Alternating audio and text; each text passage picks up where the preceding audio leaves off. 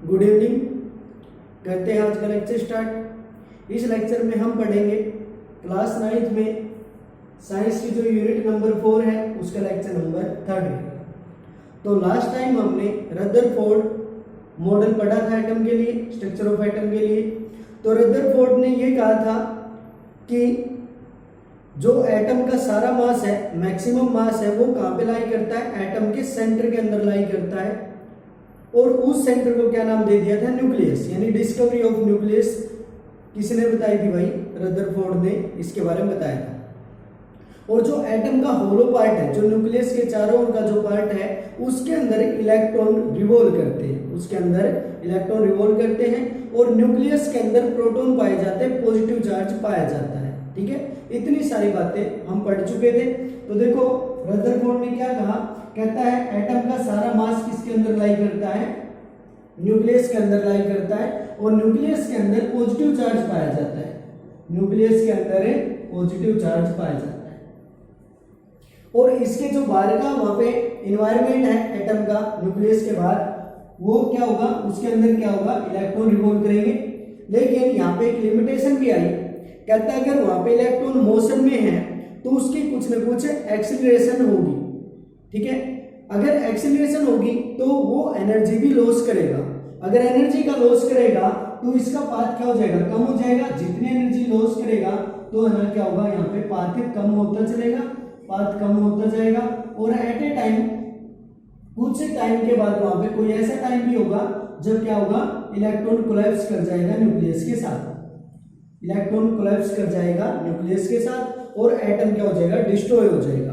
यानी रदरफोर्ड की लिमिटेशन क्या थी वहां पे मॉडल की, कि रदरफोर्ड वहां पे स्टेबिलिटी ऑफ एटम को डिस्क्राइब नहीं कर पाया। तो आने वाले साइंटिस्ट ने क्या किया? इसको एक्सेप्ट भी कर लिया कि एटम के अंदर एक न्यूक्लियस है जिसके अंदर पॉजिटिव चार्ज है, सारा मास उसी के अंदर रखा हुआ है, न्यूक्लियस बहुत छोटा है। एटम से अगर कंपेयर करें तो एटम का जितना साइज है ना, न्यूक्लियस उससे 10⁵ टाइम्स छोटा है। ठीक है, और ये लिमिटेशन भी साइंटिस्ट ने मान ली। अगर है ना यहाँ पे इलेक्ट्रॉन रिवॉल्व करेगा तो एक टाइम के बाद इलेक्ट्रॉन न्यूक्लियस के साथ कोलैप्स कर जाएगा और जो एटम है वो डिस्ट्रॉय हो जाएगा। यानी रदरफोर्ड मॉडल वहां पे एटम की स्टेबिलिटी के बारे में नहीं बता पाया। उसके बाद जो सबसे ज्यादा इंपॉर्टेंट मॉडल आता है, जो हम हर क्लास में पढ़ते हैं लगभग, जब भी है ना एटम की बात आएगी, स्ट्रक्चर ऑफ एटम की बात आती है, तो बोर मॉडल उसके अंदर पक्का आएगा। ठीक है, तो आज हम जो पढ़ेंगे बोर एटॉमिक मॉडल। तो एक छोटा सा लेक्चर दिया हुआ है, bore atomic model, bore atomic model.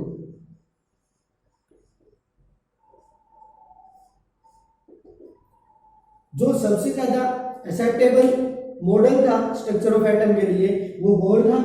Bore ने बहुत सारा काम करके दिया, हमारे लिए बहुत सारा काम किया। ठीक है, और इसने बहुत सारी चीजों के बारे में बता दिया। ठीक है, जितनी मैक्सिमम हो सकती थी। और सबसे ज्यादा फेमस एटॉमिक स्ट्रक्चर का मॉडल बोर एटॉमिक मॉडल ही है। आप इसके बारे में 11th में ज्यादा पढ़ते हो, जितना 9th के लिहाज से अच्छा रहेगा वो मैं यहाँ पे करवा देता हूँ। तो बोर ने एक बात पकड़ी रदरफोर्ड मॉडल से, क्या? रदरफोर्ड ने तो ये कह दिया था न्यूक्लियस है और उसके बाहर इलेक्ट्रॉन रिवॉल्व करते हैं। ठीक है, इतनी बात कह के छोड़ दी। लेकिन बोर ने एक बात और ऐड कर दी, क्या?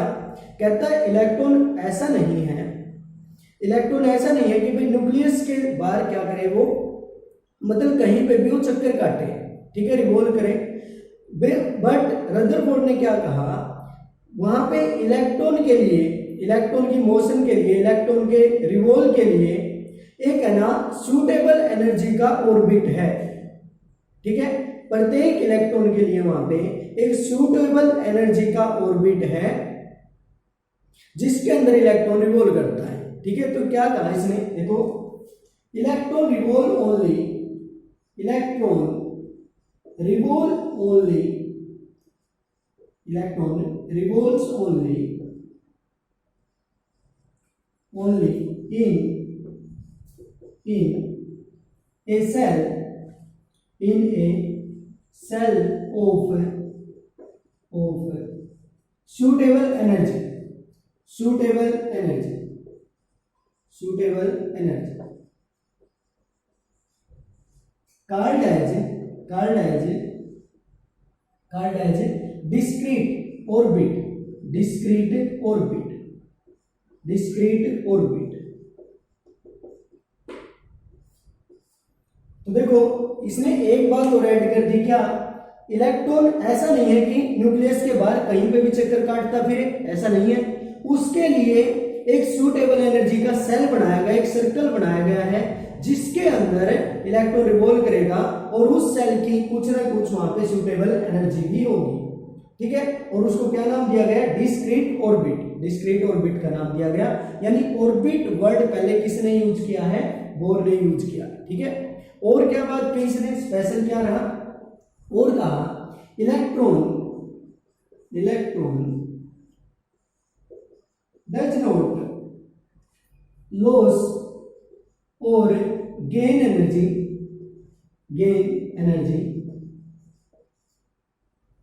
when it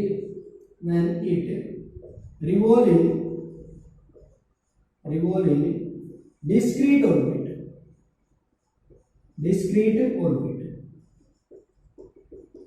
तो देखो सेकंड क्या रहा मेन पॉइंट इसका? कहता है अगर इलेक्ट्रॉन वहां पे डिस्क्रीट ऑर्बिट के अंदर रिवॉल्व करता है तो वो ना तो एनर्जी का लॉस करता है ना ही एनर्जी का गेन करता है। यानी जो इलेक्ट्रॉन रिवॉल्व करता है डिस्क्रीट ऑर्बिट के अंदर है उसकी एनर्जी कांस्टेंट रहती है, ये भी बोर के द्वारा बताया गया।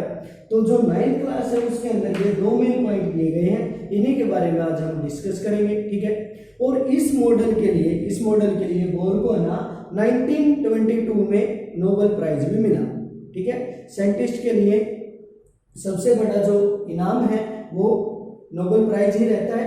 तो 1920 में बोर को नोबेल प्राइज मिला, ठीक है, नोबेल प्राइज मिला, ठीक है। तो देखो पहले पॉइंट के लिए देखते हैं, देखो कैसा रहा होगा पहला पॉइंट। यहाँ पे एक पिक्चर ड्रा करते हैं। जैसे बोर ने क्या कहा, भाई ठीक बात है रदरफोर्ड की, जो एटम का मास है वो कहां पे लाई करता है? न्यूक्लियस के अंदर यानी एटम के सेंटर के अंदर। ये न्यूक्लियस है इस प्रकार। उसके अंदर पॉजिटिव चार्ज है, यानी वहां पे कौन पाए जाएंगे? वहां पे प्रोटॉन पाया जाएगा न्यूक्लियस के अंदर। और इलेक्ट्रॉन कहां पे होंगे? वहां पे एक सूटेबल एनर्जी का ऑर्बिट होगा, इस प्रकार इनके अंदर इस प्रकार से सेल बनाए गए हैं, ठीक है, जिसके अंदर इलेक्ट्रॉन रिवॉल्व करेगा और इन ऑर्बिट की कुछ ना कुछ एनर्जी होगी, ठीक है, इन ऑर्बिट की कुछ ना कुछ एनर्जी होगी, सही है भाई, ठीक है। और जिस इलेक्ट्रॉन की एनर्जी इस सेल से मैच करेगी उसी के अंदर इलेक्ट्रॉन वहां पे रिवॉल्व करेगा, ठीक है। तो देखो जैसे यहाँ पे जो सेल बनाए गए, जैसे ये है तो ये सेल नंबर 1 है, ठीक है। इसको नाम दिया गया के सेल, और इसके लिए n वैल्यू से डिनोट किया जाता है n = 1, ठीक है, n = 1 के सेल है और यहाँ पे n से डिनोट करते हैं और यहाँ पे वैल्यू कितनी होगी? 1 होगी, ठीक है। और नेक्स्ट सेल क्या होगा यहाँ पे? ठीक है, नेक्स्ट सेल क्या होगा? L सेल, सेकंड को नाम दिया गया L, K L M N, इसी प्रकार आगे बढ़ते जाएंगे, ठीक है। तो L सेल होगा यहाँ पे और है ना n की वैल्यू उसके लिए कितनी होगी? 2 होगी। इसी प्रकार नेक्स्ट होगा जो थर्ड सेल, उसका नाम क्या होगा? M सेल होगा और इसके लिए n की वैल्यू कितनी रहेगी? 3 रहेगी। फोर्थ को क्या नाम देगा? N, ठीक है, N सेल होगा और n की वैल्यू कितनी होगी? 4 होगी, ठीक है। तो हम क्या कहेंगे, जैसे ये पहला सेल है तो फर्स्ट सेल होगा, सेकंड, थर्ड, फोर्थ, और इनके नाम क्या रहते हैं? K L M N O P Q R, इस प्रकार से आगे बढ़ता जाएगा और इनकी कुछ न कुछ वहां पे एनर्जी होगी, ठीक है। अब देखो किस प्रकार से रदरफोर्ड एटॉमिक मॉडल की जो लिमिटेशन थी उसको ओवरकम किया। तो थोड़ा सा यहाँ पे बता सकता हूँ भाई, वैसे तो आप हायर क्लास में पढ़ोगे तो यहाँ पे न्यूक्लियस के ऊपर तो पॉजिटिव चार्ज है और जो इलेक्ट्रॉन यहाँ पे सेल के अंदर रिवॉल्व करेगा उसके ऊपर नेगेटिव चार्ज है। तो न्यूक्लियस क्या करेगा? न्यूक्लियस क्या करता है? इलेक्ट्रॉन को अपनी तरफ अट्रैक्ट करेगा। समझो बात को, देखो न्यूक्लियस के ऊपर पॉजिटिव चार्ज, इलेक्ट्रॉन के ऊपर है नेगेटिव चार्ज, तो ये क्या करेगा? पॉजिटिव चार्ज इलेक्ट्रॉन को अपनी तरफ अट्रैक्ट करेगा, अपनी तरफ बुलाएगा, ठीक है। पॉजिटिव चार्ज नेगेटिव चार्ज को अट्रैक्ट करेगा, ठीक है। तो जो ये अट्रैक्शन है ये कैसा फोर्स होगा वहां पे, इस फोर्स को क्या नाम दिया जाता है, न्यूक्लियर फोर्स, ठीक है। ये कैसा फोर्स होगा, न्यूक्लियर फोर्स होगा, ठीक है। इलेक्ट्रोस्टैटिक फोर्स इसको नाम दिया जाता है। जो न्यूक्लियस और इलेक्ट्रॉन के बीच में फोर्स लगता है, न्यूक्लियस और इलेक्ट्रॉन के बीच में जो फोर्स लगता है उसको क्या नाम देंगे, electrostatic force. Electrostatic force, electrostatic force आप फिजिक्स में पढ़ते हो, ठीक है। वहां पे आपने इसका फॉर्मूला भी देखा होगा। तो फोर्स का, इलेक्ट्रोस्टैटिक फोर्स का क्या फॉर्मूला होगा, F = K Q1 Q2 upon R square. ये फॉर्मूला इलेक्ट्रोस्टैटिक फोर्स का बनता है। K क्या होगा, यहाँ पे कांस्टेंट होगा, ठीक है। यानी न्यूक्लियस इलेक्ट्रॉन के ऊपर कितना फोर्स लगाता है, that's called as electrostatic force, ठीक है, न्यूक्लियर फोर्स। तो यहाँ पे K क्या है, कांस्टेंट होगा। Q1 क्या है, चार्ज। एक तो Q1 क्या होगा, देखो दो चार्ज होंगे, एक चार्ज तो होगा न्यूक्लियस के ऊपर, दूसरा चार्ज होगा इलेक्ट्रॉन के ऊपर। तो यहाँ पे Q1 न्यूक्लियस का चार्ज, Q2 इलेक्ट्रॉन का चार्ज, और R यहाँ पे क्या होगा, न्यूक्लियस और इलेक्ट्रॉन के बीच में जितनी डिस्टेंस होगी उसको क्या नाम दिया गया, R। यहाँ पे R स्क्वायर आ जाएगा। तो ये इलेक्ट्रोस्टैटिक फोर्स है, ठीक है। देखो यहां तक आपने क्या देखा, इलेक्ट्रॉन खींचना चाहता है, इलेक्ट्रॉन वहां पे न्यूक्लियस खींचना चाहता है इलेक्ट्रॉन को अपनी तरफ, लेकिन इलेक्ट्रॉन इस फोर्स का यूज कहां पे करता है, सेंट्रीपिटल फोर्स के ऊपर करता है, ठीक है। यानी इलेक्ट्रॉन इस फोर्स का यूज कहां पे करता है, सेंट्रीपिटल फोर्स के ऊपर यूज करता है, ठीक है। तो यहां पे लिख देता हूं, देखो इलेक्ट्रॉन है ना, इलेक्ट्रोस्टैटिक फोर्स का यूज कहां पे करता है, सेंट्रीपिटल फोर्स के अंदर करता है। तो एक फोर्स और यहां पे आएगा, centripetal force. Centripetal force book में नहीं दिया हुआ, आप अलग से कर सकते हो इसको। सेंट्रीपिटल फोर्स क्या होगा, देखो ये भी है ना, न्यूक्लियस और इलेक्ट्रॉन के बीच में लगेगा। तो यहां पे क्या होगा, देखो इस प्रकार से ये न्यूक्लियस होगा और उसके चारों ओर इलेक्ट्रॉन रिवॉल्व करता है, ठीक है। इलेक्ट्रॉन है मोशन में, मोशन में है तो इलेक्ट्रॉन का कुछ ना कुछ मास होगा, वेलोसिटी भी होगी इसकी कुछ ना कुछ, और न्यूक्लियस और इलेक्ट्रॉन के बीच में डिस्टेंस कितनी है, r। तो यहाँ पे क्या फॉर्मूला बना, mv² डिवाइड बाय r, ये फॉर्मूला बनेगा।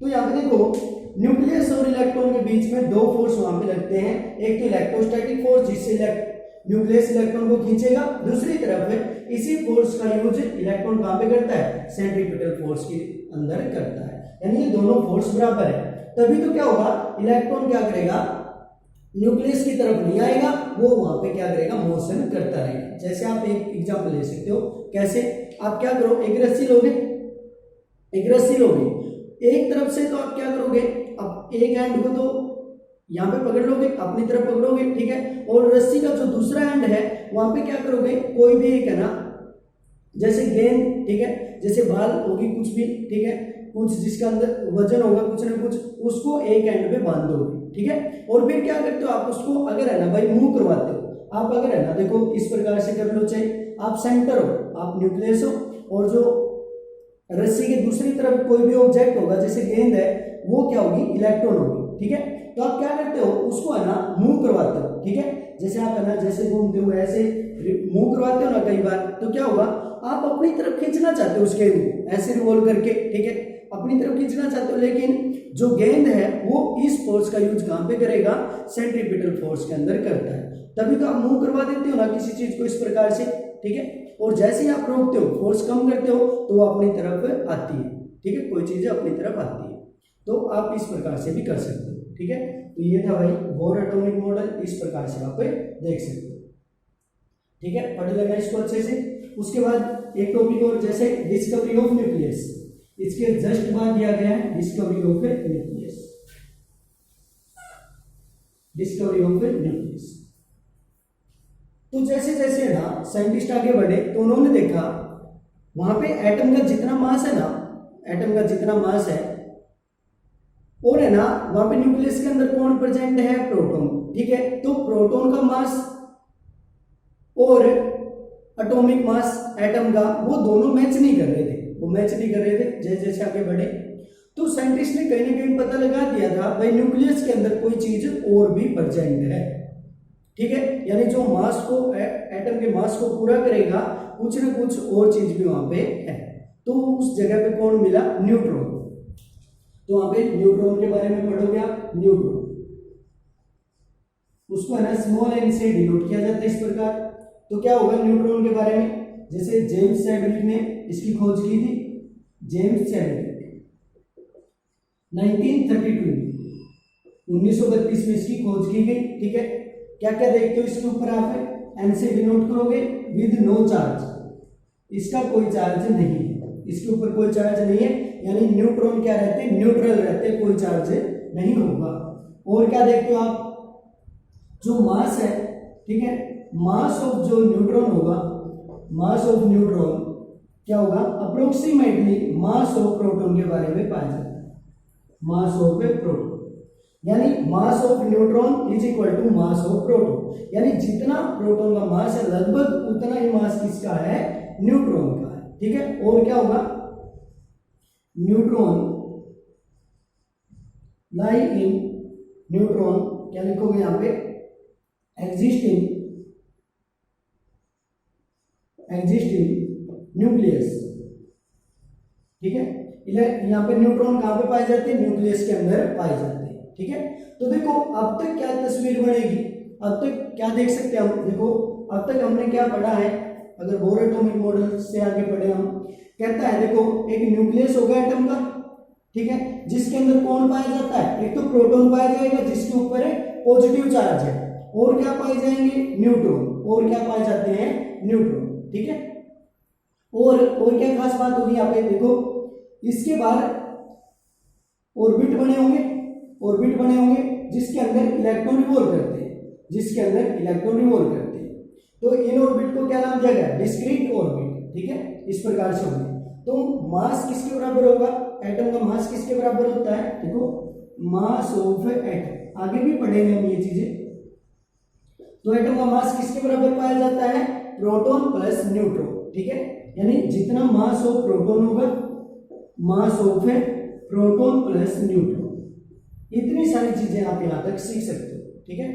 तो एटम का मास कहां पे पाया जाता है? न्यूक्लियस के अंदर, सारा का सारा मास कहां पे? न्यूक्लियस के अंदर, और न्यूक्लियस के अंदर कौन पाया जाता है? Proton and neutron. तो एटम का मास किसके बराबर होगा? मास ऑफ प्रोटॉन प्लस न्यूट्रॉन। तो इतनी सारी चीजें आप यहां से सीख सकते हो, ठीक है। तो हम जल्दी इस यूनिट को कंप्लीट करेंगे, ठीक है। तो आप है ना जितने वीडियो बनाई जाती है अच्छे से देखो, ठीक है, अच्छे से नोट्स बनाओ, अगर कोई दिक्कत आती है तो आप पूछो। Okay, thank you.